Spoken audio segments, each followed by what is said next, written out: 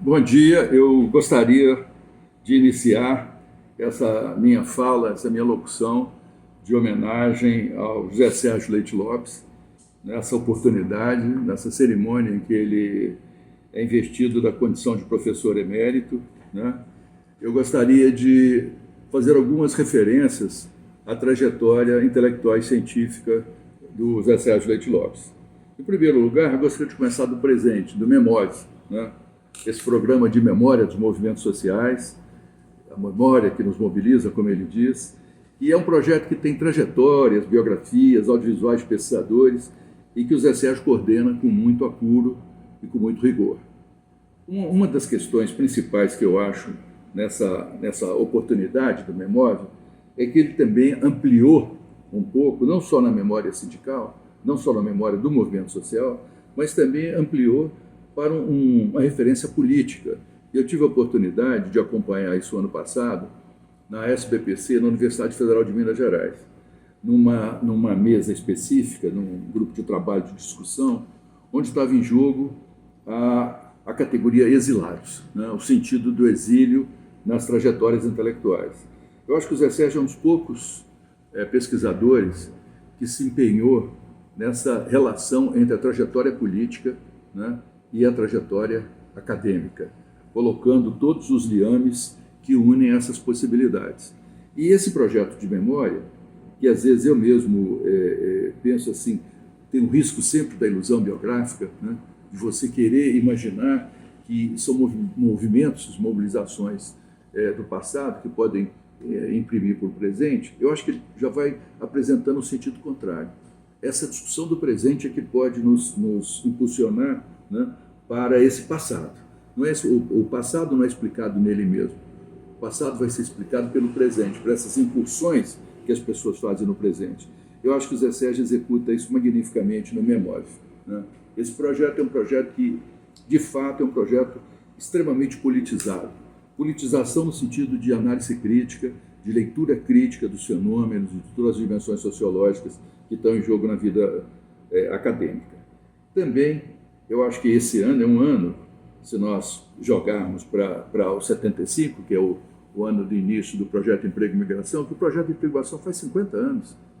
Então, quer dizer, tem 50 anos que tem uma atividade constante, uma atividade permanente, né, do Zé Sérgio, no sentido de trabalhar os conceitos.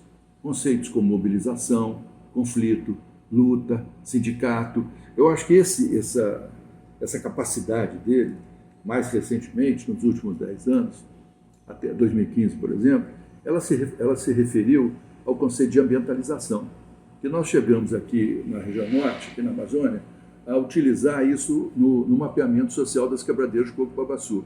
Então foi muito importante conjugar, quer dizer, essa ambientalização que corta as relações sociais, que ela está presente no discurso do empresariado verde ou no discurso dos militantes ambientais, os ambientalistas, essa capacidade da ambientalização de estar presente em todas as formas discursivas e também refletir nas práticas, ela foi uma observação muito acurada do Zé Sérgio, porque nos permitiu, no caso das quebradeiras, perceber que as agências mediadoras tinham as mesmas unidades discursivas dos movimentos sociais. Quer dizer, essa ligação para nós foi fundamental para a gente pensar a memória coletiva e pensar a forma de mapeamento. Nós mapeamos 27 milhões de hectares, né, para cerca de 400 mil mulheres quebradeiras de coco. Então, quer dizer, a contribuição teórica dele no trabalho com o conceito de ambientalização foi fundamental. E marcou essa trajetória também teórica.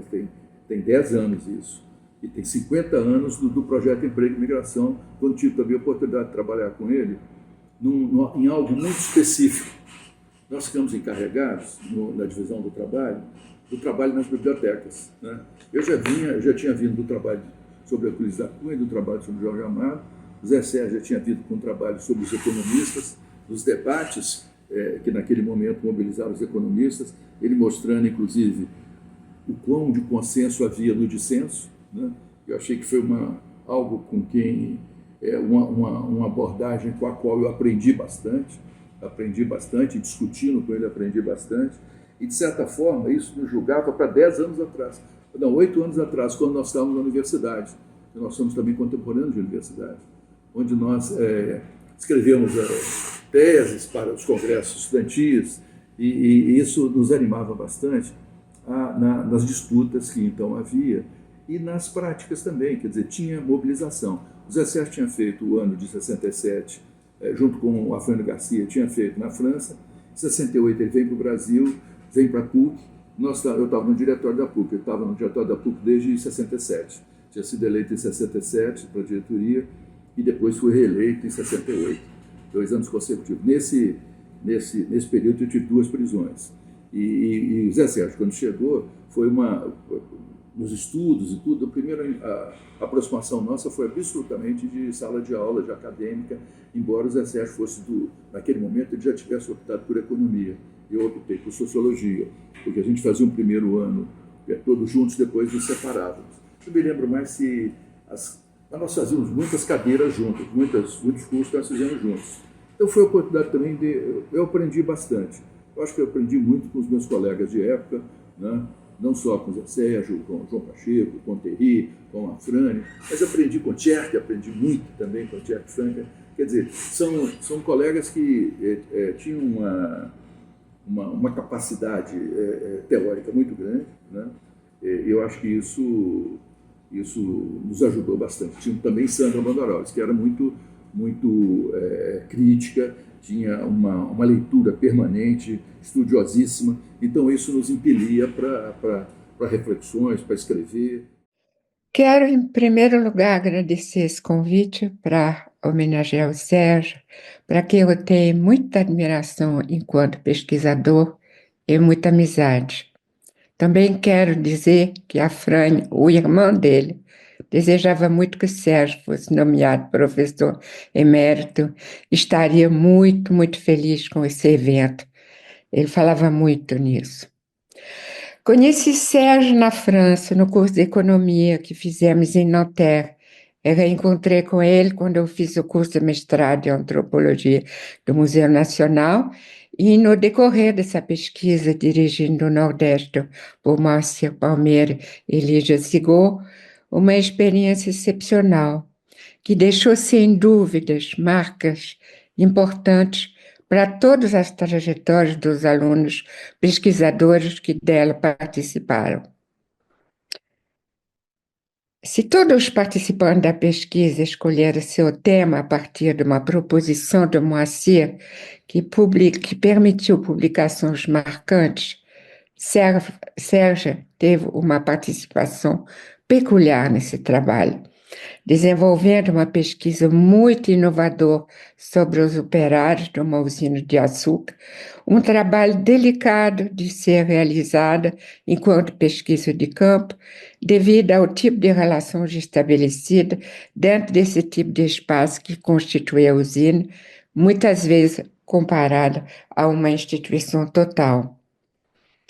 A pesquisa que Sérgio realizou na usina junto com Rosilena resultou na publicação do Vapor do Diabo, uma pérola rara que teve uma repercussão imensa nos estudos sobre a classe trabalhadora no Brasil e sobre as ciências sociais como um todo.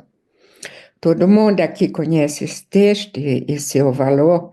Eu só queria lembrar como eu fiquei impactada, mencionar como eu fiquei impactada, querendo reler o texto nessa ocasião, de ver a originalidade do texto em relação aos trabalhos anteriores sobre o operariado e como revela mudança de enfoque, perdão. Sérgio, logo de entrada, relata a dificuldade da realização do trabalho de campo, as entrevistas só podendo ser realizadas dentro do perímetro da usina e não na casa dos operários, por exemplo, numa posição, portanto, delicada entre os trabalhadores e os dirigentes. O fato de levar em conta a importância dessa ocorrência para dar conta das relações que existem entre os senhores e trabalhadores já constitui um indicador de uma nova maneira de trabalhar. que vai ser levado em conta, e assim como as representações sociais, as representações dos trabalhadores. Essa monografia, assim como outras que foram elaboradas a partir do material e das discussões recorrentes tão peculiares desse grupo, teve um papel fundamental na mudança do estado da arte e no que diz respeito aos métodos a utilizar em ciências sociais. Mas só foi possível ser concluída porque Sérgio tinha recebido uma outra formação antes de entrar no museu. E no começo dos anos 70, o financiamento que permitia essas pesquisas estava sendo ameaçado de ser suspenso. Portanto, o papel do Sérgio e do Afrânio junto foi fundamental. Ao mesmo tempo que cursava antropologia, Sérgio era economista de formação e trabalhava na FINEP junto com a Fran, com a mesma formação. Os dois, nesse âmbito, trabalhavam sobre a evolução das desigualdades da renda nacional e das dificuldades encontradas no mercado de trabalho. Por conta disso, eles foram envolvidos em discussões com economistas do IPE.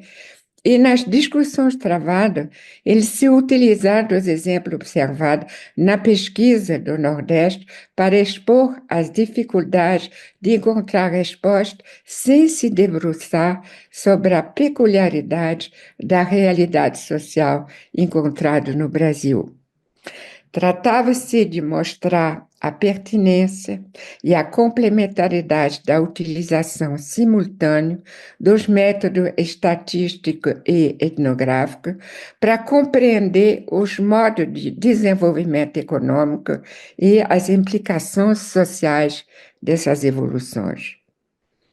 Um diálogo tanto difícil, quando se pensa na peculiaridade do pensamento dos economistas, cuja formação tende a achatar a diversidade do comportamento dos agentes sociais e bem longe, em todo caso, de chegar a prestar atenção na localização da casa de um trabalhador e das consequências que isso possa ter. Bem longe de incorporar os elementos recolhidos numa pesquisa etnográfica para dar conta das insuficiências dos dados quantitativos para dar sentido às análises em pauta. As discussões, nessa ocasião, tiveram uma boa repercussão e Sérgio e a Fran, e junto com o Moacir, tiveram a oportunidade de apresentar um projeto de pesquisa sobre as transformações sociais no Nordeste. No caso do Nordeste, tratava-se de melhor compreender as condições de vida dos assalariados. Precisava, para isso, explorar o contraste entre os desafios de uma economia plenamente monetária e os modos de vida das famílias protegidas pelo senhor de engenho e da junção dessas duas maneiras de interrogar a realidade que permitiam entender as situações estudadas e de analisar as categorias de pensamento dos agentes e os desafios representados pela sua inscrição numa economia que tendia a ser completamente monetarizada. Foi nessa circunstância que foi elaborado o projeto Emprego e Transformação Socioeconômica no Nordeste. Um trabalho tanto mais importante que, nesta época no Brasil, pouquíssimas instituições universitárias ofereciam possibilidade de ensino combinado com pesquisa, a não ser a USP. E os aprendizes, pesquisadores, se viam então ameaçados de ter que abandonar uma atividade que, além de ser cientificamente interessante, para não dizer apaixonante, representava também, nesses anos 70, um tipo de atuação política possível num país, numa situação política extremamente complicada. A mobilização foi grande, portanto, com todas as pessoas em volta desse projeto, dirigido pelo Moacir, e após a apresentação ao IPE e ao Banco Mundial, o projeto foi finalmente financiado pelo IPE, o BGE e a FINEP. E dali também saiu a contratação de professores para o Museu Nacional e a estabilização do PPGás como lugar de ensino e de pesquisa. O resultado desse trabalho foi que a antropologia social apareceu, portanto, como uma disciplina inovadora que permitia dar conta da análise da classe operária, de dinamizar as relações entre antropologia, sociologia e economia, e contribuir, assim, às questões suscitadas pelo crescimento econômico e a mobilidade social. Reconstituir o universo social e a sua hierarquia a partir das categorias de percepções das camadas mais desprovidas se mostrou um protocolo novo, permitindo a renovação dos modos de compreensão do trabalho e de dominação e sua eficácia. Durante o trabalho de campo, mas também nas discussões com os economistas, a utilização do trabalho de Pierre Bourdieu e de Abdelmalek Sayad, que tinha enfrentado, de uma certa maneira, uma situação semelhante, o mesmo combate, tendo que trabalhar como os economistas durante a Guerra de Argélia para avaliar o desemprego nesse país, foi, sem dúvida, um elemento forte de atração para o diálogo com o Centro de Sociologia e da Educação, dirigido por Pierre Bourdieu. Sérgio teve vontade e oportunidade de frequentá-lo, de publicar seus trabalhos sobre a classe operária, sobre a família operária, junto com a Roselene, de trabalhar junto com Michel Pialou sobre classe operária, como Jean-Pierre Faguer e Sylvain Maresca sobre futebol. E essa revista, Acte de la Recherche en Sciences Sociales, que ele publicou um artigo sobre Garrincha, entre diversos artigos que ele publicou sobre futebol, que estimularam inúmeros autores na cena internacional, que ele analisa suas práticas em função do habitus que adquiriu na classe operária. Uma prova que Sérgio nunca perde o fio das suas pesquisas e dos seus métodos, inovando, somando sempre como os resultados prévios. Enfim, quero dizer que o título do professor emérito não deve ser anunciador do fim dessas atividades que tanto nos gratificaram. Estamos esperando la suite.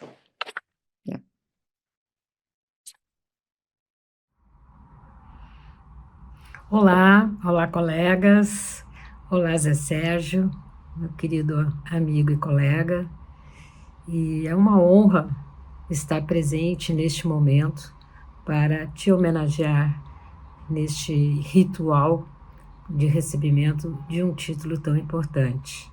Eu sou Cornélia Ecker, também conhecida por Chica, da Antropologia aqui na Universidade Federal do Rio Grande do Sul. Com muitas boas lembranças que eu fico retomando as memórias de quando eu conheci Zé Sérgio e Rosilene, que foi por ocasião de um seminário sobre cultura e identidade operária, que aconteceu provavelmente em 1982, no Museu Nacional. E neste momento, na realidade de último minuto, eu substituía a colega Maria Noemi Castilhos Brito, que não pôde estar presente, e eu acabei indo no seu lugar, mas eu recém tinha finalizado o meu projeto de pesquisa sobre trabalhadores de minas de carvão aqui no Rio Grande do Sul. E eu, com cara e coragem, estive presente nesse seminário, e eu me lembro de ter apresentado sobre a importância, né, para mim, do conceito de hábitos sobre dominação masculina, reprodução da força de trabalho, tanto quanto, desde então, já a forte presença do vapor do diabo no meu trabalho.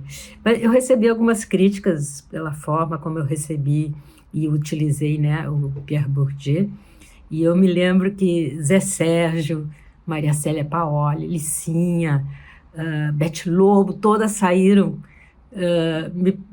digamos assim, me elogiando e dizendo, não, está muito bom, siga nesse caminho, é por aí mesmo que vai dar tudo certo. Foi também quando eu conheci a querida Rosilene, e a partir daí nasceu uma amizade. E eu fiz o meu mestrado, orientado por Rubem Jorge Oliven, por 4 anos, pesquisando, então, sobre as condições de vida dos mineiros de carvão encharqueadas aqui no Rio Grande do Sul. E o meu livro de orientação realmente foi o Vapor do Diabo. O tempo todo eu segui ele como se fosse o meu norte, tanto nas referências bibliográficas quanto em seus conceitos. Claro que outros livros, outros capítulos surgiram também neste interim, sempre tratando do sistema da vila com fábrica, o sistema de fábrica com vila operária, sobre as subordinações da força de trabalho, nesse sistema específico, né, de reprodução da força de trabalho ou imobilização da força de trabalho. E foi um livro assim importantíssimo para mim e segue ainda hoje nas minhas orientações como leitura obrigatória. E naquela ocasião, o Rubem me sugeriu que eu convidasse, que tivéssemos a Leite Lopes na minha banca. Eu disse, meu Deus, de jeito nenhum. Zé Sérgio não pode estar na minha banca porque ele vai descobrir que eu sou uma impostora.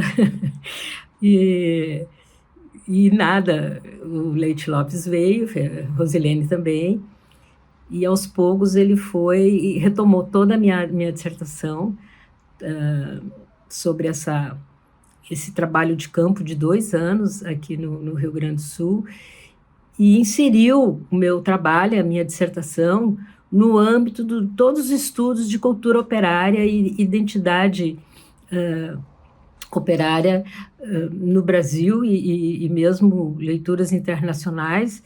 Deu uma aula de teoria sobre cultura operária e eu fiquei assim, meu Deus, não tenho o que responder. Eu, claro, me segurei para não chorar, porque eu olhei para o público e já estava todo mundo chorando. Foi muito bacana e eu tenho muitas saudades, foi muito legal. Pois é, Zé, agora você está recebendo essa justa homenagem e eu fico, assim, mais uma vez, muito feliz pela oportunidade de te cumprimentar pela tua trajetória e também pela forma afetiva como você transmite esse seu saber. Isso, claro, eu estou falando tanto da forma como você escreve, como você restitui pela escrita, pelos seus estudos, a esses operários, a essas comunidades que você estudou e que, inclusive, parabéns também pelo aquele maravilhoso filme sobre as memórias dessas lutas operárias e também pela forma tão singela, tão afetiva com que você sempre se comunicou com os seus orientandos, com seus estudantes, com seus alunos, e eu que particularmente não fui sua aluna direta, mas como seguidora da sua obra, eu fico muito, muito agradecida e muito honrada de novo de poder te parabenizar, estar presente aqui nessa pequena homenagem que é de todo o coração. Eu agradeço, um grande abraço para ti nesse momento emérito, por esse tempo de ouro que você merecidamente está recebendo, né, esse reconhecimento. Também a Rose, meu abraço, meu super respeito e admiração sempre por vocês, pelo trabalho de vocês, e eu espero que a festa aí seja muito grande. Pena não poder estar com vocês. Um grande beijo e muita saudade.